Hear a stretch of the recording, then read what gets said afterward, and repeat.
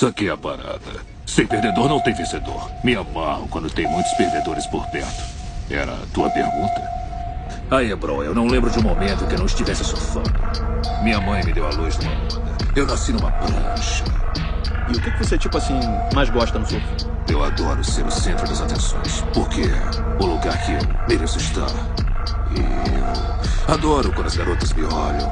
Aquela azaração. Adoro isso. Eu adoro abraçar meus deuses. Se ligou no lance? Acho que sim. Vem, chega aí. Surfista exemplar? Não. Mas eu acho que todo mundo tem mais a que me admirar. Eu acho que a molecada devia tentar fingir que é o Duck, mas só tentar. É ruim, hein?